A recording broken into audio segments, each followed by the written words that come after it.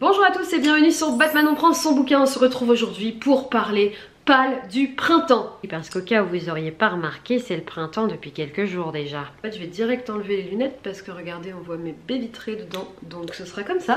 J'ai décidé de faire une petite pâle saisonnière parce que c'est toujours cool de se mettre des petits objectifs et surtout que j'ai vraiment envie de lire plus et je me suis dit que ça allait me motiver. Oui, vous avez remarqué que je faisais un peu moins de vidéos, mais en fait je lis vraiment lentement et très calmement et j'ai pas trop...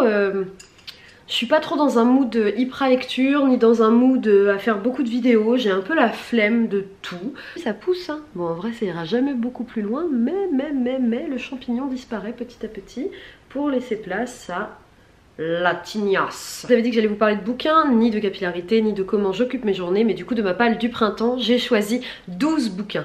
12 comme ça, évidemment, comme je suis fidèle à moi-même, j'ai pris des briques et je vais donc essayer de les lire avant le 21 juin. Voilà, on se challenge un peu. 12 bouquins, ça me semble faisable, même si la fin de l'année risque d'être quand même pas mal mouvementée, car comme vous le savez, une fin d'année scolaire, il y a toujours beaucoup de choses à faire. Mais quand est-ce qu'il n'y a rien à faire dans une année scolaire?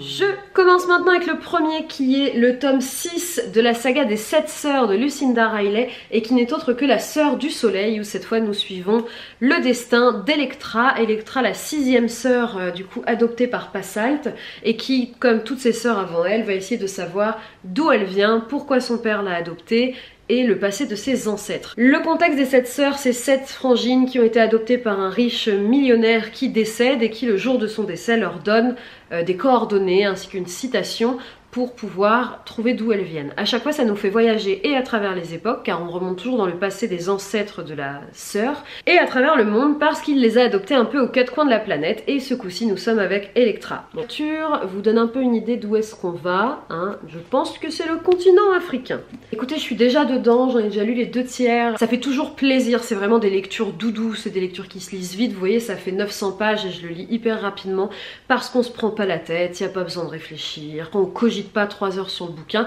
Cependant, c'est vrai que je trouve qu'au bout du 6e tome, il n'y a aucun renouvellement du concept, quoi. Lucinda Riley, elle a trouvé une formule qui marche et elle creuse encore toujours dedans, hein. Elle ne cherche pas à innover, ce qui est peut-être un peu dommage et en même temps, au moins, on n'est pas surpris, on sait que ça va être un moment sympa. Néanmoins, c'est vrai que je me dis, j'ai fait cette saga-là de Lucinda Riley, mais je pense pas que je ferai d'autres bouquins d'elle parce que j'ai un peu compris la musique et l'écriture n'est pas formidable. C'est vraiment une écriture assez lambda, c'est rempli de bons sentiments. On sait bien que dans le vrai monde, de la vraie vie, ça se passe pas comme ça les choses. Mais voilà, quand on n'a pas envie de se prendre le chou et quand l'actualité est particulièrement déprimante comme en ce moment, ça fait du bien un peu d'aller dans un monde où les gens y sont gentils.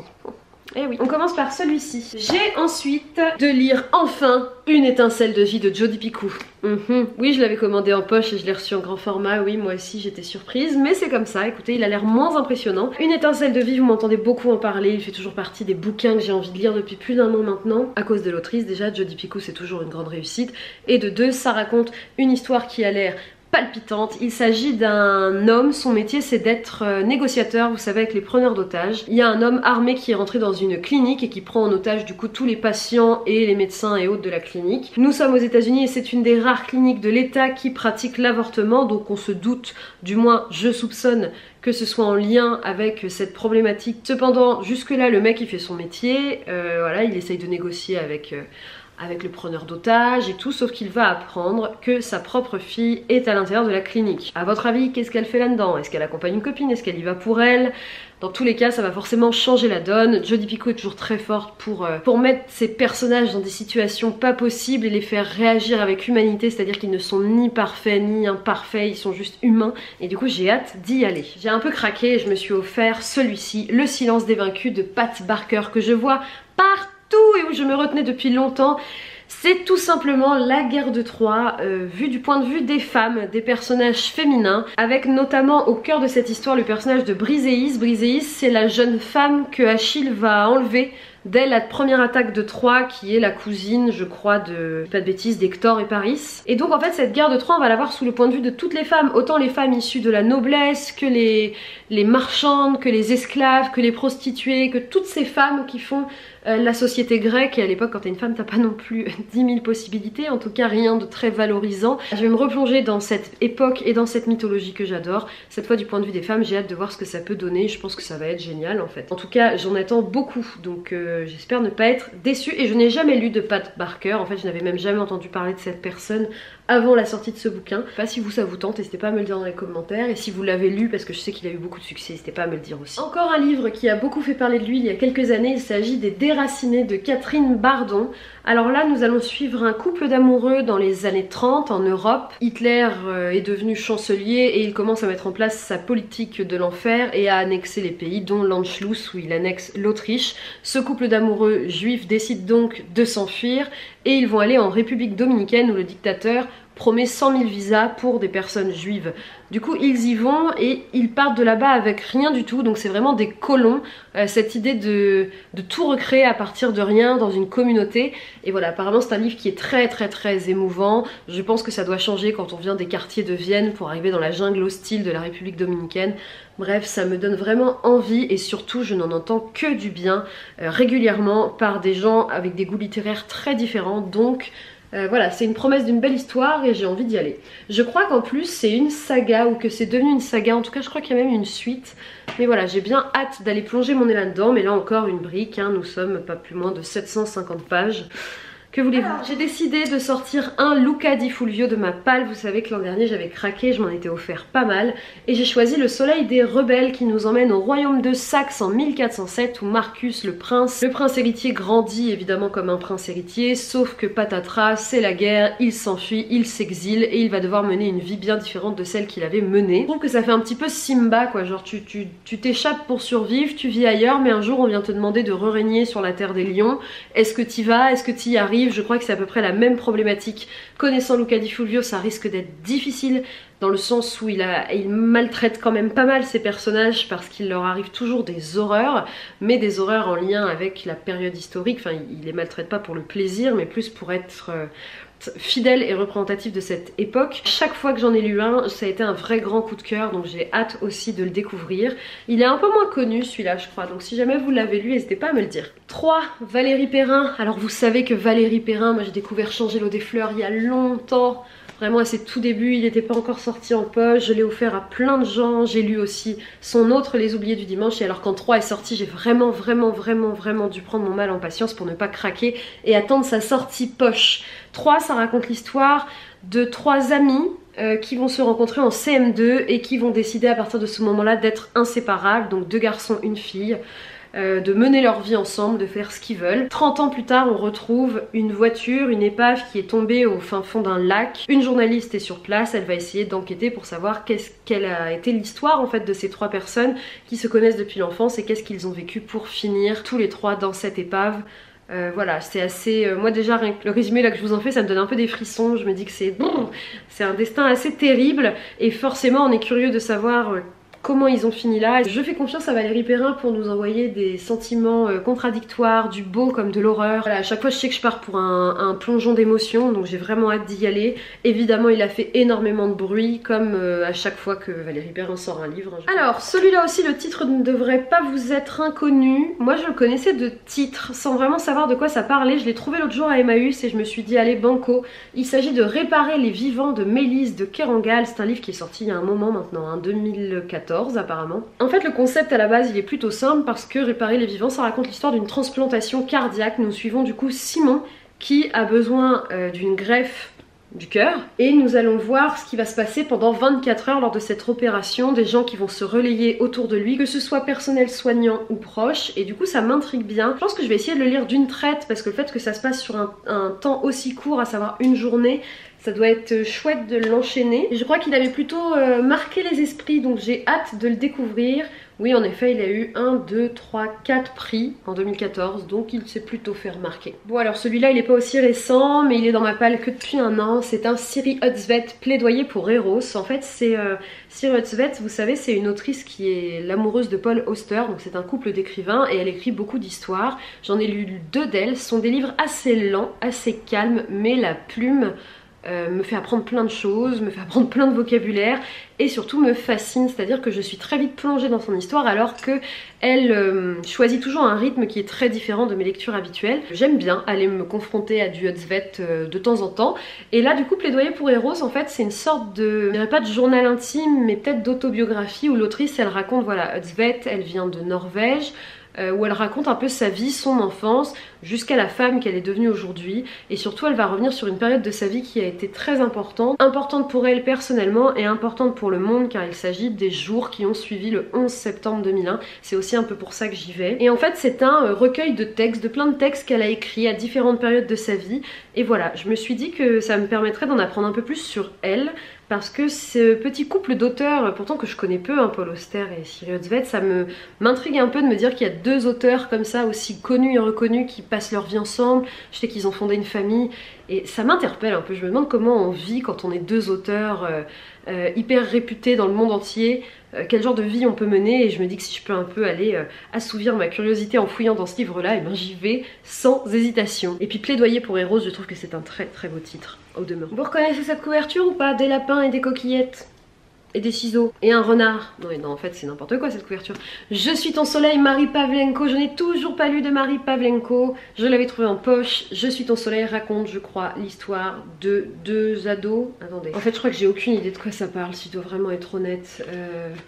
C'est une histoire entre 2 ados, ça c'est sûr. Je crois qu'il y a une jeune fille qui va pas bien. Je sais pas si c'est mentalement, si c'est physiquement, si c'est qu'il vient de se passer un drame dans sa vie, j'en sais rien, et qu'elle va traverser tout ça avec un ami à elle. Je ne sais pas s'il y a histoire d'amour sous-jacente. En vérité, je m'en fous un peu, c'est le titre qui m'a plu. Dans tous les livres de Marie Pavlenko, je me suis dit que c'était ce titre-là que je préférais, et que du coup je voulais découvrir sa plume à travers cette histoire. Mais en vrai, quand on lit la 4e de couverture, en même temps c'est pas non plus hyper transparent, hein. Je vais vous la lire si vous voulez. Jamal s'incruste dans mon champ de vision. Il s'accroupit au milieu du hall lui aussi. Ses grandes incisives sont comme des antennes qui lui sortent de la bouche. Je colle mes genoux contre ma poitrine. Le monde est flou. Soudain, je suis certaine que c'est la raison pour laquelle on pleure. S'extraire du monde qui nous fait souffrir. Les larmes brouillent les visages, les gens. Elles protègent des méchants et de la réalité. Donc vous voyez, il a dû se passer quelque chose pour que cette personne et Jamal soient dans cet état. Alors c'est le moment comique de cette vidéo. Figurez-vous que je me suis commandé des livres sur Momox, que j'ai voulu m'acheter un peu des sagas fantastiques, parce qu'en ce moment j'ai envie de relire à mort du fantastique. J'ai donc commandé Serpent and Dove. Je me rappelle que j'avais un peu râlé parce que quand je l'ai reçu il est tout abîmé et qu'il coûtait quand même un peu cher. Mais alors, cerise sur le gâteau, je viens de me rendre compte que j'avais acheté l'édition anglaise. Et je ne parle pas un mot d'anglais. Donc en fait je ne peux même pas vous résumer l'histoire vu que je comptais bien sûr lire le résumé. Mais je l'ai acheté simplement sous l'influence de ma copine Chlo, qui lit quand même pas mal de sagas et qui est tombée en pamoison devant celle-ci, alors que moi, en toute honnêteté, un truc qui s'appelle Serpent and Dove et qui a une couverture aussi kitsch, jamais je ne serais allée voir de quoi ça parlait. Donc écoutez, je vais le recommander en français et le renvoyer, hein, et puis je vous dirai si je le lis ou pas pendant le printemps. Grand mystère, mais voilà, c'est un acte manqué, un raté, je n'en sais rien. Peut-être que ça veut dire qu'il faut que je me mette à l'anglais. Pas sûr. Heureusement, je ne me suis pas plantée avec tous les bouquins que j'ai commandés. J'ai commandé Le Chant des Sans-Repos de Ruzihan Hay Brown. Alors moi, ce qui m'a plu, c'est le résumé plus que la couverture, parce que je la trouve quand même assez kitsch. Mais voilà, le résumé, ça raconte l'histoire de Malik. Donc nous sommes sur le continent africain fantasmé, je crois que c'est un continent africain fantastique. Malik, il a fui une ville où c'était la guerre et l'horreur, et où je crois que lui et sa famille étaient en danger, pour aller vivre dans une cité prospère et cachée, sauf que du jour au lendemain, sa petite sœur se fait kidnapper. Évidemment, on va lui demander quelque chose en échange pour revoir sa sœur, et il va devoir aller assassiner la princesse héritière de Tsiran. Sauf qu'évidemment, la princesse, elle n'en a rien à faire de son statut de princesse, parce qu'elle va vivre un drame qui va la plonger dans une sorte de situation tragique et du coup ils vont se rencontrer. La princesse dépressive qui essaie de sortir la tête de l'eau et ce jeune homme qui pour sauver sa petite sœur doit lui trancher la tête à elle. Je me demande bien de quoi ça va parler, en tout cas je trouve que l'idée est pas mal. J'aime beaucoup le titre Le chant des sans repos parce qu'évidemment j'ai envie de savoir c'est qui ça. C'est qui les sans repos? Et j'aime beaucoup les bouquins qui ont des influences africaines. C'est une culture qui me parle et que je trouve très belle, à l'instar de... Comment ça s'appelait déjà celui que j'avais lu? Le livre de Toyi Adeyemi là. De sang et de rage je crois. J'avais beaucoup aimé donc j'attends un peu quelque chose de similaire là-dedans. J'espère que ce sera bien. En tout cas, j'en ai moins entendu parler de cette saga-là que d'autres, donc s'il y en a qui l'ont lu, n'hésitez pas à me dire ce que vous en avez pensé. Donc toujours dans les petites sagas fantastiques, je me suis commandé le tome 1 des Saisons de la Tempête de El Cosimano. Alors les Saisons de la Tempête, je suis déjà partagée, parce que moi je trouvais que ça avait l'air super bien. Mais quand je vous ai annoncé sur Instagram que je me l'étais commandé, j'ai eu moult retours négatifs, comme quoi c'était raté, comme quoi c'était moyen, comme quoi c'était mou, comme quoi c'était vraiment nul, et du coup je me suis dit ah, mais mon dieu, mais pourquoi j'ai acheté ce livre? Mais moi je continue de croire que ça a l'air bien, et après j'ai eu quand même quelques retours positifs du style c'est trop bien, je suis en plein dedans, faut à tout prix que tu le lises, etc. Donc je crois que je vais me faire mon propre avis.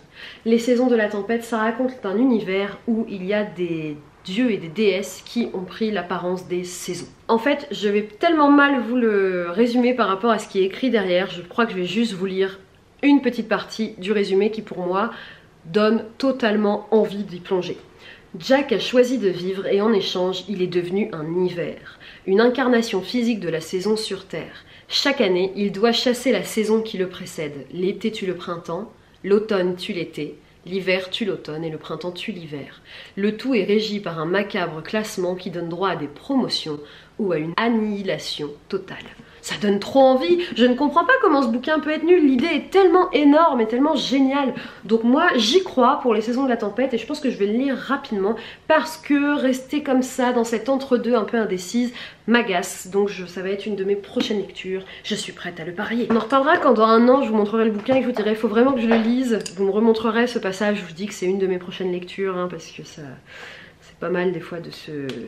Et voilà donc ma palle du printemps, ces lectures que j'ai envie de faire, vous avez vu c'est pas mal varié, on a autant du contemporain que de l'historique, que du fantastique, j'avais vraiment envie en fait d'aller piocher sur les livres qui me font le plus envie dans ma palle. Je vous ferai bientôt une vidéo book haul parce que j'ai craqué, je me suis racheté des livres sur pas mal de sites d'occasion et vous m'en avez envoyé d'autres donc je vais pouvoir vous montrer tout ça. Écoutez, je vous souhaite et je me souhaite une bonne fin de journée, un bon week-end, j'espère que vous allez faire de super lectures, moi avec tout ça je ne risque de ne pas m'ennuyer et j'ai vraiment hâte de vous en reparler. Pour ceux et celles qui ne sont toujours pas au courant, nous faisons une lecture commune qui se termine fin avril du livre Betty de Tiffany McDaniel et j'animerai avec une copine de Booktube normalement un direct, je ne sais pas encore si on le fera sur Twitch ou sur YouTube ou sur Instagram pour qu'on puisse parler ensemble de cette lecture. Vraiment, allez lire ce livre, il est sidérant, j'ai été retournée et vraiment je me suis fait avoir et malmenée par tellement d'émotions différentes.